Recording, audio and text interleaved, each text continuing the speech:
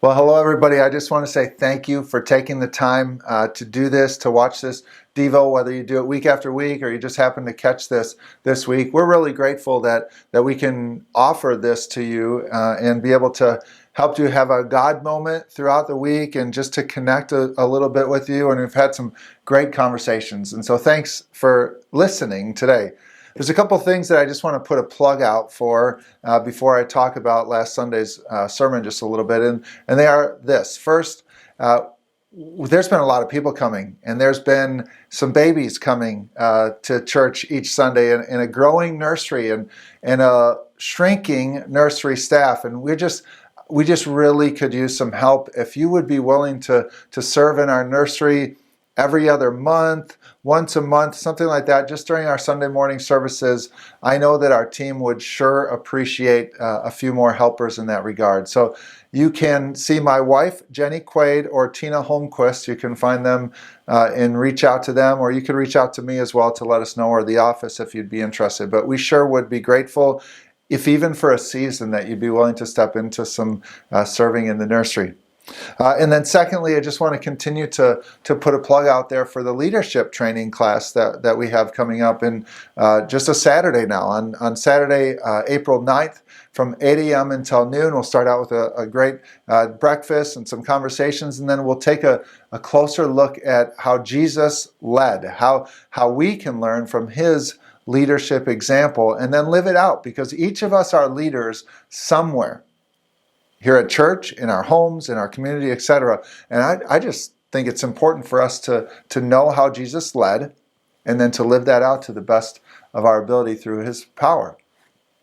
And let's talk then a little bit about last Sunday. We spent some time looking at Jesus' call to Matthew, Levi, as we see here in Luke, and his willingness to leave his old life behind, to leave his life of being a tax collector, a very lucrative but probably difficult sometimes, if he had any conscience, of manipulating the people around him, his Jewish people. And we learned a lot about the Pharisees, didn't we? That we've seen Luke go there a few times in these past few chapters. We've seen the Pharisees respond to Jesus. They want to be the ones seen as the spiritual ones, as the righteous ones, and Jesus is kind of upsetting their system. And so they've asked questions such as these over the last couple chapters about Jesus. Who can forgive sins but God alone? Or why do you eat and drink with tax collectors and sinners, as we talked about last time, even the NLT using the word scum? And then asking Jesus and his disciples, we fast. John's disciples fast. Why don't you fast? That would show everybody that you're serious about your faith in God. And then we're going to see in the next week or two, really them hitting hard at one of their favorite things to hit hard about, what to do and not to do on the Sabbath. They said, why do you do this, eat certain foods, or why do you heal Jesus? We'll see him do that in the next week or two again. And they wanted to know why they could do that on the Sabbath day. And I think it's easy for us modern person to look at these chapters out of the Bible and say, boy, those Pharisees, they were bad guys. How ungrateful they were, how blind they were. There's Jesus, their spiritual leader, their God and Savior in front of them, and they just ignored him. They thought that they knew better. They thought that righteousness, self-righteousness, is what God was looking for.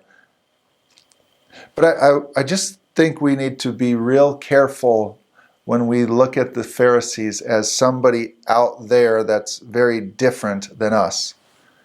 We have to understand that sometimes we're prone to some of those same things, maybe not in the exact same ways, but in our modern way, we might think thoughts like, a real Christian would never wear that to church.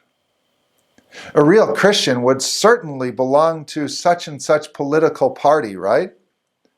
A real Christian would give X amount of money to the church. A real Christian would never be seen in a place like that. A real Christian would go to church blank times a month. A real Christian would not listen to country music or rap music or whatever kind of music comes to mind for you. A real Christian would not watch an R-rated movie. A real Christian would not let their children behave like that. Right? These are just a few of the examples that we probably all face in our hearts sometimes. We're prone to judge others, aren't we? Each of us are. And Jesus is going to warn in the next chapter or two as we go forward about that judging.